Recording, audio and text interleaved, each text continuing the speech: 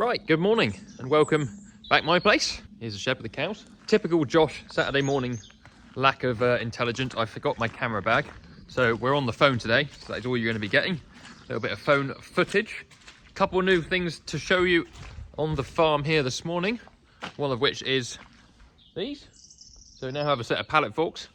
Phil actually picked these up off his neighbour who's coming out of farming. And he offered them to Phil, and Phil said, yep, we'll have them, they'll be useful. So we have a set of pallet forks. They're already on the correct brackets as well, which makes that even better. Here are the cows, or the calves I should say, heifers and steers. Got a little bit of silage left, but they want feeding probably by tomorrow, so we're going to feed them today. It has been an absolutely horrendous morning of weather. I know it looks beautiful now, you know, sun, blue sky, but back at Northwick this morning, me and John have been doing the work there. Absolutely chucked it down all morning, so I guess it's been doing the same here. The whole environment's just damp, so sheds are probably not as clean as they normally are, but we'll soon sort that out with a bit of bedding. Cows are having a munch here. I need to go in and shut them all back. I don't think there's been any more calves. I can see 1, 2, 3, should be one next door, 4 as well. Yep, 4. Here they are, look. Hello. Oh, hello. Little beauty, aren't you? You gonna be ours next year? Yes. Run away at the thought of that. But yes, hopefully around this corner there has been a delivery for us. So no, not the David Brown. That is still John's. But if we pan round, ready? 3, 2, 1. Ta-da! So I've ticked a couple things off the list in the past couple of weeks. I bought my first load of straw, which Joe delivered for us, which is up the other end of the shed. And I've now bought my first load of silage. I bought these through a local contractor called Thomas Robinson, Robinson Agricultural Services on Facebook if you want to find him. He had advertised some clamp silage actually on Facebook. I said, have you got any bales? He said he didn't, but he knew somebody who did. So we've done a deal on some bales. Now, I'll be completely upfront with what they cost me. They cost me £59 each delivered here. So there's 15 of them. I think it worked out £885. It's a lot of money, isn't it? But they are supposed to be rocket fuel. Of course, we won't know until we actually start feeding them. But I've got no reason to disbelieve Tom. I do need to get this, though, to be able to pick them up, because the single bale spike, I think, will struggle. If we don't get it directly in the middle, they're going to spin and twist and do, I don't know, weird things. So I think the safest thing to do is try and pick this up. Now, Tom reckons they weigh up to like 900 kilos each. So I know £59 a bale sounds loads. That's delivered as well, from wherever he got them from to Phil's yard here. But there's effectively 2 round bales in one of them. So if you say you're paying £28.50, £29.50, yeah, £29.50 per round bale delivered, and it's good silage, I think that's pretty good value. So all that's going to do is tie us over between now and probably turn out. I think it will probably turn these calves out. You see back there, those lighter coloured wrap bales is the stack I'm using. That's the good stuff we have here. And as you can see, I'm running out. So that wasn't going to last all that much longer. I'll probably keep feeding those, but I'm desperate to see what these are like. So we'll open one of these for today. And yeah, go from there, I think. I do, of course, need to shut all the cattle back and scrape out first. So we'll get that done. And then we'll rip into seeing what those bales are like. Now, I haven't got my sidekick, or my wife, as she'd probably rather be known, with me this morning. So I'll do all the shoveling on my own, and there is a rather large pile of it. Got a full bucketful there. All that to do. And I've only scraped one side, so I'll be shoveling for a minute. Keeps us fit though, doesn't it? Bucket number 2 on its way to the midden. There's a bit of rubbish silage to clear up down here as well. We've got about another half a bucket there to pick up. Oh, wouldn't it be great when we built our little midden there? I need to get hold of Alice again from Wildlife Trust and just go through the sort of what spec we've got to build it to if we want to get some grant funding for it. I also need to get hold of Gordon, but he's currently on holiday. So that's a no good at the minute. Right, we've got all that picked up in there. Just going to come and pick up these 2 piles of silage that's got horrible here. We'll do some bedding up then. So these guys here, we've been bedding up with the round bale hay that has been wrapped, which is that stuff there. And they've been really, really dry on that, so we'll keep them going.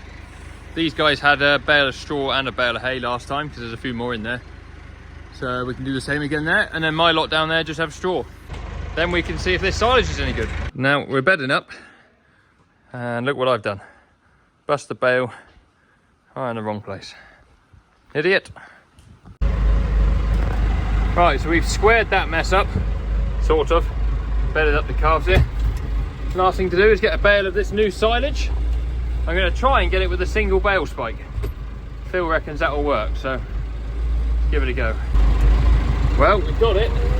The back end's pretty light, but we do have a bale on the front end. Now, all I want to do is make it to where I want to feed it, dump it off so I can unwrap it, and then we can probably just bulldoze it around however we like then. Phil said the loader on this is rated for 1.5 tons, so should be absolutely fine. I mean, the back end is bouncing off the ground a bit. Perhaps I'll put it a bit lower to the ground just in case something bad happens. Right, let's go and unwrap it. Now, I'm not really sure the best way to unwrap this is. Obviously, the strings run along here. So we'll just do a line all the way around the top, down the other side.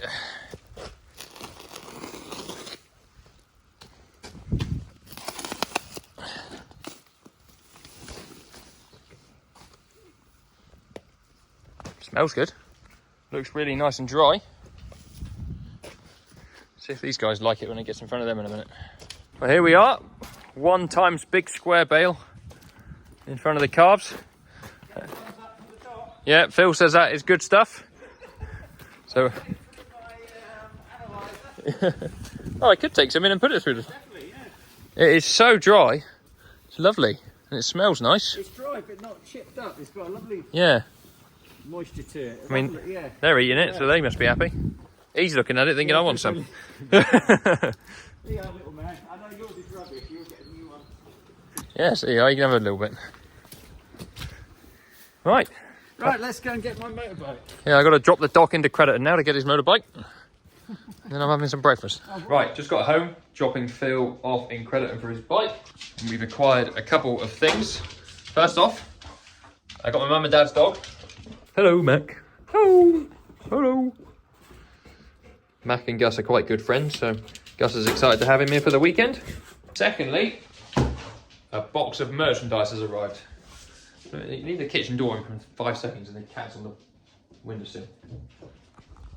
But yes, some JM Farming merchandise has arrived, so I'm going to open that in a minute and just have a look at it. Very exciting. There'll be a link for this in the description. If you're a JM Farming follower, there's always a link in the videos over there as well. So let's have a look at that. Right, so Claire at Cotton Eye Sew does our embroidery for us, does all of our merch, and she has sent us, I mean I've ordered these, so she sent them for us, hats like this, so black and grey with the JM Farming, fleece lined. I know it's coming up to spring, but it was -1 this morning, so get yourself a fleece lined hat. So we've got the black and the grey, and then this is the colour I'm going to be rocking. Oh, look at that. Got the pink and white. That is an awesome hat. So I've got 10 of those. I think there's 9 of those.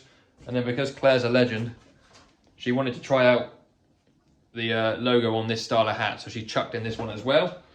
So I might give that to my dad or something. So we've got a bonus blue one. And then somewhere in the box, there are some quarter zip samples. So I'll try and find them in a minute. So here are the quarter zips. So there's a medium and a small. Guessing Abby will lay claim to one of those. I'll try one on in a minute. Obviously we can do other colours. This is just a sample that Claire has very kindly sent through. Look how good the logo is. She's absolutely brilliant, Claire. Top work. I'm going to try this on. Right, what do we reckon? Oh. Now the nice thing about these, really, really lightweight. This particular one, I think it's called a Solace. Not a Solace, Sols. S-O-L-S. Very lightweight, which I like. Obviously made to wear at work. Nice little quarter zip. Nice little small like half collar. Absolutely bob on. So yeah, what do you guys think of this? We'll put it on the main channel as well and see what people think. Get yourself a quarter zip and a pink hat. You look the absolute business. Anyway, I've waffled on for far too long about stuff that is not anything to do about my place. So from me, and now my fleet of dogs, Mac and Gus, thank you very much for watching. If you've enjoyed watching today's video, please give us a thumbs up. If you're not already a subscriber, then do think about subscribing. You can find links for JM Farming and also Busy with Dr. Phil down in the description. If you want to check those out, you can. And yeah, we'll see you on another video very soon. Cheerio, guys.